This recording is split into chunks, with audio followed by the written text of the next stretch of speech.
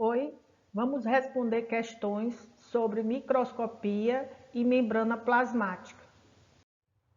No microscópio óptico, a luz segue uma trajetória que se inicia em uma fonte luminosa e termina no olho do observador.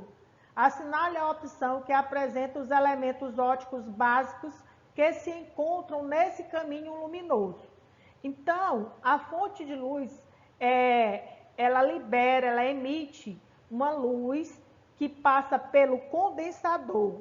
O condensador, ele é uma lente que alinha o feixe de luz em direção à abertura da objetiva. Depois que esse feixe de luz passa pelo material a ser observado. Depois de passar pela lente de aumento objetiva, o feixe de luz atravessa o prisma, que é uma estrutura do microscópio responsável por corrigir as distorções das demais lentes. Em seguida, esse feixe de luz, ele atravessa a lente de aumento chamado ocular e incide no olho humano. Então, a alternativa correta para essa questão é a letra C. Então, por que não é a letra A? Porque ele bota aqui prisma, lentes objetivas. Então, a sequência não é essa. O prisma, ele fica depois, nessa sequência aqui, ele fica depois da lente objetiva e também do condensador. Por que não é a B? Esse espelho dicróico e o filtro tipo passa-faixas, eles são estruturas que eles estão relacionados ao processamento, no caso de sinais e cores, estão mais relacionados à microscopia de fluorescência. E por que é que não é essa letra D, lente ocular? Então, a lente ocular é a última. Começa aqui com a condensadores, aí vai passando por outras lentes objetivas, prisma, até chegar na lente ocular. Então, por último é a ocular. Então, a resposta correta é a letra C. O microscópio óptico é amplamente utilizado para análise de materiais biológicos ou de outra natureza, devido ao seu bom limite de resolução. Esse limite de resolução é definido como? Então, o limite de resolução de um microscópio é a capacidade que o microscópio tem de distinguir pontos que estejam muito próximos. Então, aqui nós temos 3 imagens diferentes obtidas por 3 microscópios diferentes. Imagem de uma letra F impressa num jornal. Então, nesse primeiro microscópio, você vê os pontos muito próximos e você não consegue muito distinguir a distância entre esses pontos. Nesse microscópio C, você já consegue. Então, o poder de resolução, o limite de resolução desse microscópio aqui, ele é melhor, porque dá para distinguir melhor a distância entre 2 pontos que estão muito próximos, no caso aqui, formando essa letra. Logo, a resposta correta é a letra E. O limite de resolução é a capacidade de uma lente separar nitidamente as imagens de 2 pontos muito próximos. No microscópio óptico, o microscópio de luz, as lentes que ficam mais próximos dos olhos do observador durante a análise de uma amostra são as lentes, já está dizendo o nome, oculares. Logo, a resposta correta é a letra D, oculares. Na microscopia de luz, um dado que não pode ser excluído das imagens é a sua ampliação final. Então, a ampliação final da imagem ao microscópio de luz pode ser obtida pela... Então, a ampliação final é o resultado da multiplicação, da ampliação obtida pela lente objetiva multiplicado pela lente ocular. Então, são essas duas lentes de aumento, a lente objetiva e a lente ocular. Logo, a ampliação final é a multiplicação do aumento obtido por essas duas lentes. Logo, a resposta correta é a letra A. A ampliação final da imagem é a multiplicação do fator de ampliação da objetiva utilizada pelo fator de ampliação das lentes oculares. Os diferentes componentes do microscópio de luz estão associados para executar de forma individual funções específicas no equipamento. Nesse tipo de microscópio, o diafragma associado à fonte de luz, ele tem a função de... Então, o diafragma, ele está associado a essa fonte de luz e ele está também associado ao condensador, a lente condensadora. O que é que ele faz? Ele regula a quantidade de luz que vai incidir nessa lente condensadora. Então, a resposta correta é a letra A. Regula a quantidade de luz que incide na lente condensadora. Assinale a alternativa incorreta. A difusão simples é um tipo de transporte passivo através da membrana plasmática, que ocorre quando existem condições de gradiente de concentração, sem haver gasto de energia, certo? A membrana plasmática é formada por uma camada bimolecular de fosfolipídios, onde estão dispersas moléculas de proteínas globulares dispostas como um mosaico, certo?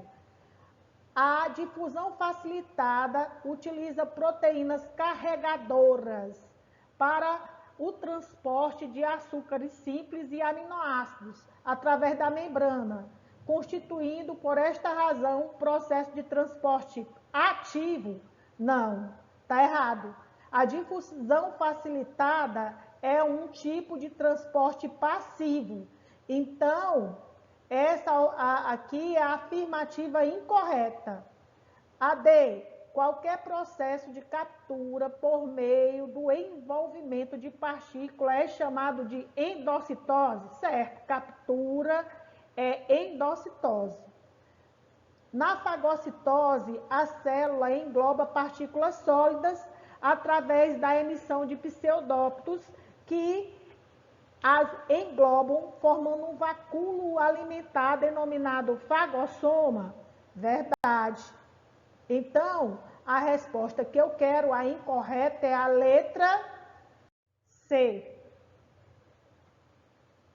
Assinale a alternativa correta a respeito da membrana lipoproteica.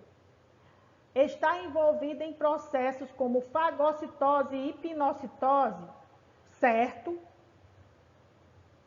Ela está envolvida em processos de fagocitose e pinocitose, sim. Existe apenas como envoltório externo das células? Não.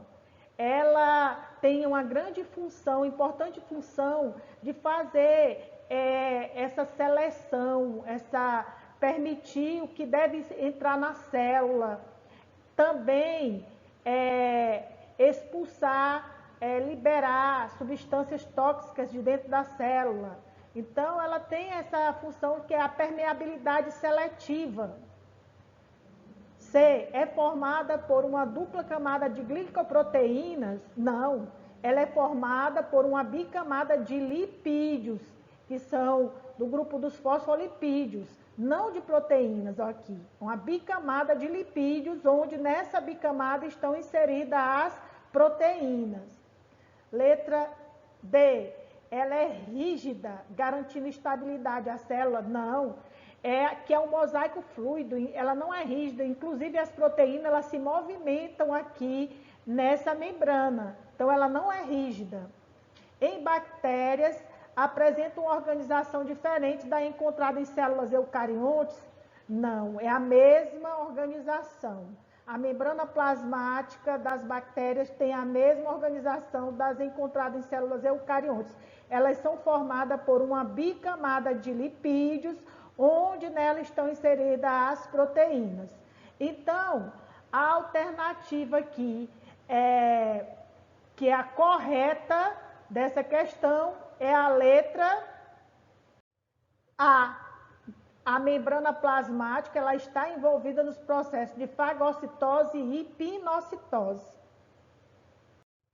O uso de vinagre e sal de cozinha em uma salada de alface, além de conferir mais sabor, serve também para eliminar micro-organismos causadores de doença, como as amebas, por exemplo. O inconveniente do uso desse tempero é que depois de algum tempo as folhas murcham e perde parte de sua textura. Este fenômeno ocorre por quê? Então, a alternativa A diz: tanto as amebas quanto as células da alface não possuem barreiras para a perda de água. Por difusão, olha, a perda de água não ocorre por difusão. Toda perda ou ganho de água, essa passagem da água de um meio para o outro, que é de um meio, a água sempre passa do meio hipotônico para o meio hipertônico. É chamado de osmose. Osmose. Então, não é uma difusão. Nem difusão simples, nem difusão facilitada. B. As amebas morrem ao perder água rapidamente por osmose. Já as células da alface possuem um envoltório que mantém sua forma mesmo quando perdem água por osmose e por isso murcham mais lentamente. Então, pode ser. Letra C. As amebas morrem ao perderem água por osmose. Um processo mais rápido. Em contrapartida, as células da alface perdem água por difusão facilitada. Então, não pode. Perder água não é por difusão. Perder ou ganhar água é por osmose. Então, falso. O vinagre, por ser um ácido, destrói as membranas plasmáticas das amebas, provocando a sua morte. Então, a ameba, ela morre devido à perda de água. No caso da alface, o envoltório das células não é afetado pelo vinagre, mas pela perda da água por difusão. Olha aqui, de novo. Perda da água por difusão. Então, a perda da água não é por difusão, é por osmose. Falso. Nas amebas, a bomba de sódio e potássio atua fortemente capturando este íon presente no sal, provocando a entrada excessiva de água. Então, e causando a morte desse organismo. As células do alface não possuem bomba de sódio, no caso a bomba de sódio e potássio, e murcham por perda de água por osmose. Então, no caso aqui, a ameba, ela morre, não é por conta da entrada de água, é por conta da perda de água, porque ela é colocada no meio onde a concentração é altíssima de sal, e aí ela vai perder água. Então, esse processo de bomba de sódio, ele ocorre nas células animais, né? Então, essa alternativa aqui, ela não é verdadeira. Logo, a resposta correta é a letra B.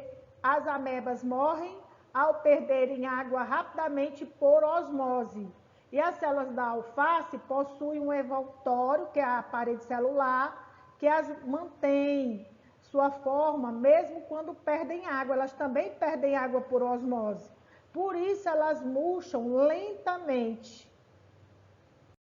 Devido à sua composição química, a membrana é formada por lipídios e proteínas. Então, aqui está mostrando o quê? Está falando do modelo mosaico fluido, em que diz que a membrana plasmática é formada por uma bicamada de lipídios, onde nela estão inseridas as proteínas. Continuando, ela é permeável a muitas substâncias de natureza semelhantes. Alguns íons também entram e saem da membrana com facilidade, devido ao seu tamanho. Então, se o íon ele entra e sai da membrana com facilidade, isso aí é um transporte, no caso, passivo. Então, no entanto, certas moléculas grandes precisam de uma ajudinha extra para entrar na célula. Então, se precisam de ajuda, se já está mais difícil entrar na célula, deve ser um tipo de transporte ativo. Logo, a resposta correta dessa questão é a letra B. E o transporte passivo ao qual nos referimos é a difusão. Os salmões são peixes migratórios que vivem em água salgada, mas migram para a água doce dos rios na época da reprodução. Para assegurar o equilíbrio osmótico de seu corpo, esses peixes que migram temporariamente da água salgada para a água doce e vice-versa, apresentam o seguinte mecanismo. Quando em água doce, urinam pouco? Não. Quando em água doce, suas células, elas vão estar recebendo água, porque a água ela passa do meio hipotônico para o meio hipertônico. Então, a água é doce, a água é um meio hipotônico. E o interior de suas células, o meio hipertônico. Então, eles estão recebendo água por osmose. Logo, eles têm que urinar muito para eliminar esse excesso de água. Então, quando em água doce urinam pouco, não, urinam muito. Quando em água salgada é o contrário. Eles estão num meio mais concentrado do que o seu interior, o interior de suas células. Logo, a água vai migrar da célula para o meio, então ele vai estar perdendo água. Então, eles não podem urinar muito, porque eles já estão perdendo água. Eles urinam pouco quando estão em água salgada. Então, letra D, quando em água doce, urinam muito e absorvem sais por transporte ativo. Então, ao urinar, juntamente com a urina, eles estão perdendo os sais que eles precisam. Logo, eles têm que absorver esses sais. Na água onde eles estão, não tem muito sal, mas em relação ao seu meio interno. Mesmo assim, eles têm que pegar esse sal e jogar para dentro das suas células. Isso ocorre por transporte ativo, porque é um transporte contrário ao gradiente de concentração. Então, essa questão, a resposta correta é a letra D. Quando em água doce, eles urinam muito e absorvem sais por transporte ativo, o salmão. É isso aí, gente. Um abraço.